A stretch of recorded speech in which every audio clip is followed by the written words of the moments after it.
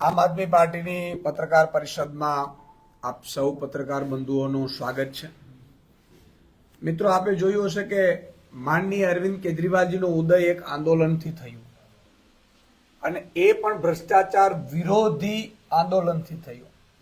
જે રીતે ચારે બાજુ લૂંટ ચાલતી હતી, જેને લઈને માનનીય અરવિંદ કેજરીવાલજીએ ઈમાનદાર નેતા આવી અને રાજનીતિમાં કઈ રીતે કરી શકે એના બેઝ ઉપર અરવિંદ કેજરીવાલજી ચાલ્યા અને એમણે દિલ્હીમાં સત્તા પહેલી વખત જ્યારે મળી ટેકાની સરકારમાં, ત્યારે માનનીય અરવિંદ કેજરીવાલજી 49 દિવસમાં એવું કામ કર્યું કે બીજી વખત ચૂંટણી આવી 6 મહિના પછી, એટલે 70 માંથી 67 સીટ દિલ્હીની જનતાએ જીતાડી અને ઈમાનદાર રાજનીતિને આખા દેશમાં પ્રસ્થાપિત કરી।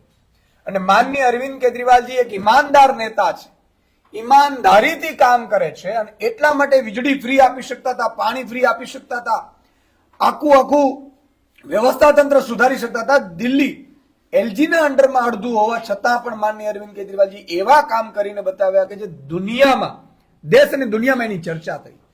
આખા દેશમાં આમ આદમી પાર્ટીનો ડંકો વાગવા માંડ્યો ને, જમ્મુ કાશ્મીરથી માંડીને કેરેલા સુધી અને પશ્ચિમ બંગાળથી માંડી અને ગુજરાત સુધી, પંજાબ સુધી આમ આદમી પાર્ટીને બધા સ્વીકારતા થયા। ત્યારે માનનીય અરવિંદ કેજરીવાલજીની ઈમાનદારી ઉપર ડેન્ટ કરવા માટે, એનો જે મૂળ હતું કે ઈમાનદારીથી જે રાજનીતિ કરે છે, પ્રજાને એના ટેક્સના પરત રૂપિયા આપી શકે છે સેવા રૂપે, એને ઉપર હુમલો કરવા માટે ભાજપે ઈડીના હથિયાર તરીકે ઉપયોગ કર્યો। જે રીતે આજે ગઈકાલે ન્યાયાલયનો જે ચુકાદો આવ્યો છે, માનનીય અરવિંદ કેજરીવાલજીને બેઈમાન ચિતરીને ઈડી જે રીતે હેરાન પરેશાન કરતી હતી, ખોટા કેસો કરતી હતી ભાજપના ઈશારે, એનો પર્દાફાશ થઈ ચૂક્યો છે। માનનીય અરવિંદ કેજરીવાલજી, એમાં આપણે ગઈકાલે ન્યાયાલયનો જે ચુકાદો આવ્યો છે એમાં નિર્દોષ જાહેર થયા છે। એનો અર્થ એ થયો કે માનનીય અરવિંદ કેજરીવાલજીની ઈમાનદારી અકબંધ છે, અકબંધ રહેશે। ભારતમાં કોઈ સૌથી શ્રેષ્ઠ જો ઈમાનદાર નેતા હશે તો અરવિંદ કેજરીવાલજી હતા, છે અને રહેશે, અને એના ઉપર મહોર લાગી ગઈ છે। પણ ભાજપે જે વચ્ચે ઈડીના શસ્ત્ર તરીકે ઉપયોગ કરી અને અરવિંદ કેજરીવાલજીની ઈમાનદારી ઉપર અને બીજા આમ આદમી પાર્ટીના નેતાઓની ઈમાનદારી ઉપર જે વાર કર્યું હતું અને ખોટા મુદ્દાઓ ઉઠાવ્યા હતા, ભ્રષ્ટાચારના, દારૂ પોલિસીના, એના પર્દાફાશ થયું છે। આજે માનનીય અરવિંદ કેજરીવાલજી ભારતના ઈમાનદાર નેતા સાબિત થઈ રહ્યા છે। આજે હું ન્યાયાલયનો પણ ખૂબ આભાર માનું છું કે મને ન્યાય આપ્યો, નહીં તો આ ભાજપ વાળા તો ખબર નહીં શું કરી નાખશે। પેલા ઈડી અને પોલીસ એના હાથમાં હોય, પેલા પકડીને અંદર કરી દે, મીડિયામાં બધામાં મેસેજ આપી દે કે આની ધરપકડો થઈ, અને આખરમાં એ માણસના જે કેરિયર ઉપર દાગ લાગી જતું હોય છે। ત્યારે હું માનનીય ન્યાયાલયનો ખૂબ જ આભાર માનું છું કે અરવિંદ કેજરીવાલજીને ઈડીની જે કેસ હતો એમાં નિર્દોષ જાહેર કર્યા છે અને ફટકાર પણ લગાડી છે। આ પહેલા સીબીઆઈને પણ ફટકાર માનનીય સુપ્રીમ કોર્ટ લગાડી ચૂક્યું છે અરવિંદ કેજરીવાલજીના મામલામાં। એટલે બહુ સ્પષ્ટ છે કે અરવિંદ કેજરીવાલજી ભારતના ઈમાનદાર નેતા હતા જ છે અને રહેશે। એક બીજો મુદ્દો છે મિત્રો, ગુજરાતમાં આપ છેલ્લા ઘણા સમયથી આપ જોઈ રહ્યા હશો કે મરજી પડે ત્યારે મેલ આવે કે તમને સ્કૂલથી બોમ્બથી ઉડાડી દેશું, હોસ્પિટલ બોમ્બથી ઉડાડી દેશું, હાઈકોર્ટ બોમ્બથી ઉડાડી શકશું। આ થઈ શું રહ્યું છે? આપણે સરકાર ચલાવીએ છીએ કે ઘાસ કાપવાનું મશીન ચલાવીએ છીએ કે સર્કસ ચલાવીએ છીએ? આજે અત્યારે મને ખબર પડી છે, મેસેજો આવ્યા મીડિયા થ્રુ, મીડિયામાં ત્યારે ચાલી રહ્યું છે કે ફરીથી સારી સ્કૂલોમાં બોમ્બથી ઉડાડી દેવાની ધમકીઓ મળી રહી છે, મેલ મળી રહ્યા છે।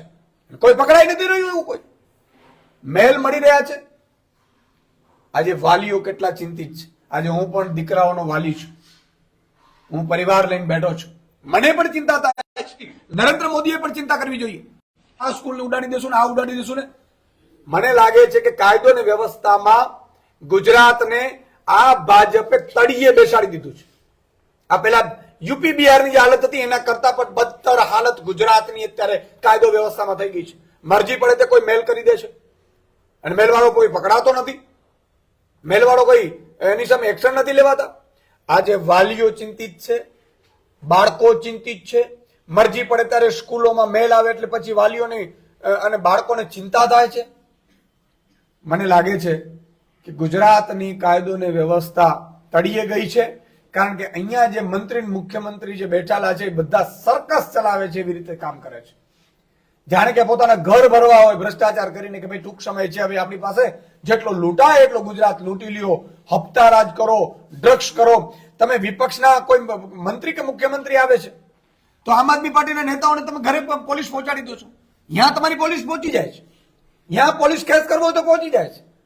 કોઈ મુદ્દા ઉઠાવે હળદરવા કાંડમાં ખેડૂતોનો અવાજ ઉઠાવે તો એને જેલમાં નાખી દેવા છે, એમાં તમારી પોલીસની કામગીરી કરે છે. પણ જે ગુજરાતની જનતાની સેવા કરવા માટે તમને અને પોલીસને બેસાડ્યા છે એ તો થઈ જ નથી શકતી. મરજી પડે ત્યારે મેલ આવે ને મરજી પડે ત્યારે બોમ્બથી ઉડાડી દેવાની ધમકી આવે ને. મને લાગે છે કે મુખ્યમંત્રી અને ગૃહમંત્રીએ જો આ મેલ અથવા તો કાયદો વ્યવસ્થા સંભાળી ન શકતા તો એને તાત્કાલિક ધોરણે રાજીનામું આપી દેવું જોઈએ. આજે ગુજરાતની જનતા ખૂબ ડરેલી છે, ઘરથી બહાર નીકળવામાં ડરે છે, બાળકોને સ્કૂલે મોકલવામાં ડરે છે. તમે જોયું વચ્ચે એક સ્કૂલમાં નવમા ધોરણમાં બાળક ભણતો, એને 8મા 9મા ધોરણમાં બાળક ભણતા તો છરીથી ચાકુથી હત્યા કરી નાખી છે. વાલીઓ પ્રાઇવેટ સ્કૂલમાં મોકલતા ડરે છે, સરકારી સ્કૂલમાં મોકલતા ડરે છે. આવું ગુજરાત કોણે બનાવ્યું? બહુ મોટી ભાગાપોદારી કરતા હતા ગુજરાત આવું ગુજરાત જંગલ રાજ ગુજરાતમાં બનાવી દીધું છે આ ભાજપે અને એના નેતાઓએ. આજે દુઃખ સાથે કહેવું પડે છે ગુજરાતમાં કોઈ પણ સુરક્ષિત નથી અને કોઈ પણ વ્યક્તિ પોતાના સંતાનોને પણ સુરક્ષિત માનતો નથી. આપને કોઈ કઈ સવાલ?